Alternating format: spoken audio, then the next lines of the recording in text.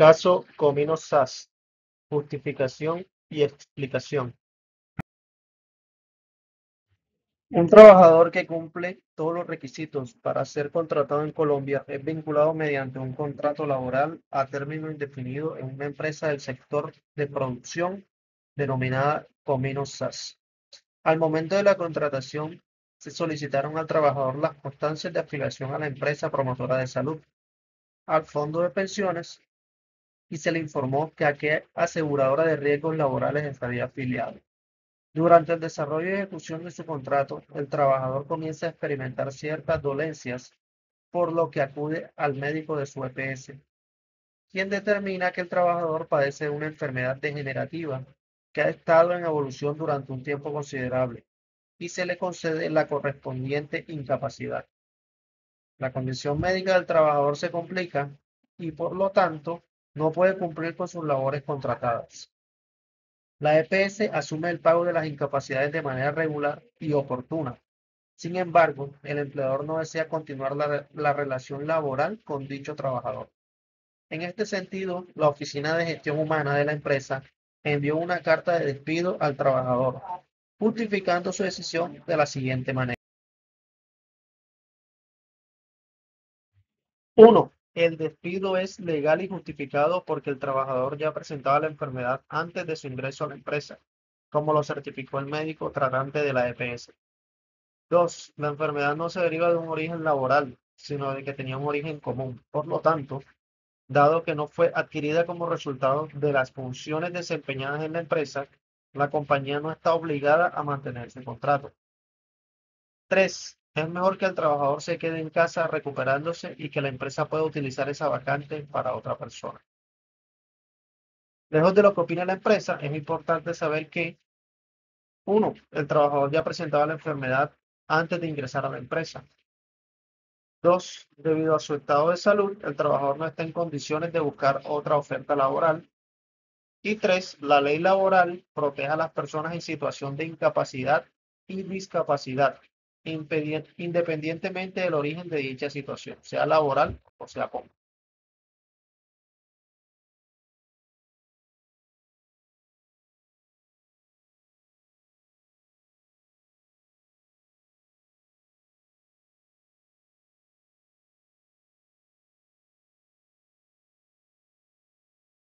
Basados en esa información, procederemos a justificar el por qué no aplicaría el despido con justa causa en el caso. Entonces procederemos a evaluar los 4 puntos que tendríamos que desarrollar con respecto al caso de Cominosas, que es justificar si la empresa puede despedir con justa causa al trabajador que protagoniza el caso. Segundo punto, examinar las posibilidades que tiene el trabajador de poder demandar a la empresa y qué resultados podría obtener. Tercero, evaluar si la empresa puede ser obligada a reintegrar al trabajador y los gastos que esto acarrearía para ella. Y cuarto, argumentar si en el caso planteado es viable la protección por fuero laboral reforzado y analizar si esto trae algún tipo de consecuencias. Ok, listo. Para el primer punto, ¿puede la empresa despedir con justa causa al trabajador? Según lo analizado, no. El despido realizado por Comino SAS no constituye una justa causa, conforme al artículo 62 del Código Sustantivo del Trabajo. Esto argumentado en 3 razones. Primera razón, que la enfermedad era preexistente, según comentaba la compañía. Segundo, que tiene un origen común. Y tercero, que el cargo que se necesita para otra persona.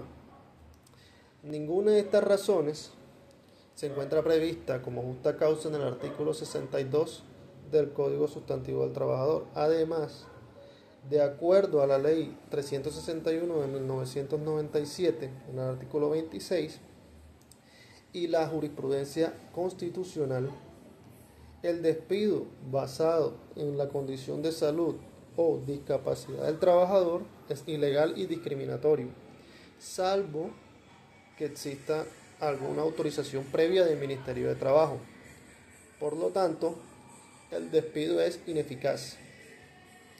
El trabajador debe conservar su vínculo laboral y aparte de eso, la empresa incurre en una violación de la actividad laboral reforzada.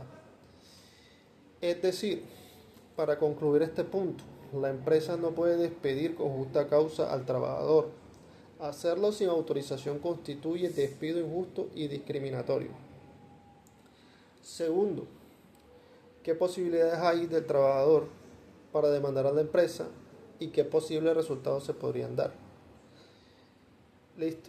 El trabajador cuenta con varias vías legales para proteger sus derechos. Primera vía legal, una acción de tutela. Él puede interponer una acción de tutela ante un juez constitucional, alegando violación de su derecho al trabajo, su derecho a la salud, su derecho al mínimo vital y su derecho a la igualdad, no discriminado por enfermedad.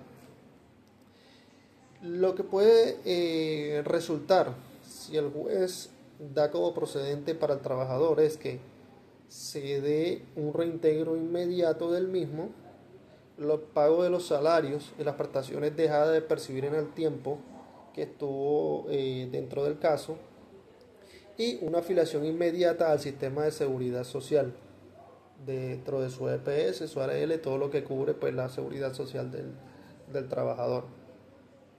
Segundo, le puede entablar una demanda ordinaria laboral que también puede ser instaurada ante una jurisdicción laboral solicitando, primer punto, una declaración de ineficiencia del despido basado en la ley 361 de 1997 en el artículo 26. Segundo, la reintegración laboral. Tercero, el pago de una indemnización especial de 180 días calendario. Y cuarto, los salarios y prestaciones dejadas de percibir en este tiempo. Como resultado probable podría ser que el juez podría declarar que el despido fue ineficaz y además de eso debe de ordenar el reintegro y el pago de los valores mencionados. Como tercer punto a desarrollar, la empresa puede ser obligada a reintegrar al trabajador y qué gastos implicaría esto. Listo. Sí, la empresa sí puede ser obligada jurídicamente a reintegrar al trabajador por violar su estabilidad laboral reforzada. Es decir, esta orden puede provenir tanto de un juez constitucional mediante una tutela como de un juez laboral mediante un proceso ordinario. ¿Qué gastos acarrearía para la compañía esto?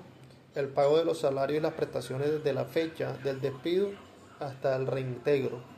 Es decir, que si la persona pudo demorar 1, 2, 3 meses por fuera de la compañía mediante esperando que se solucionara el problema, esos meses deben de ser cancelados al trabajador.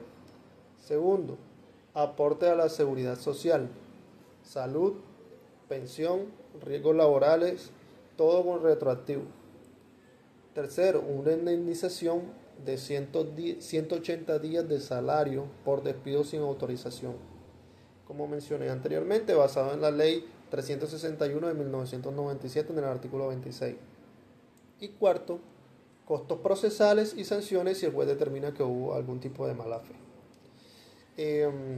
En algunos casos, la Corte Constitucional también ha ordenado que la empresa adapte el puesto de trabajo a las condiciones del empleado o le asigne labores acordes a su capacidad funcional. ¿Esto qué quiere decir?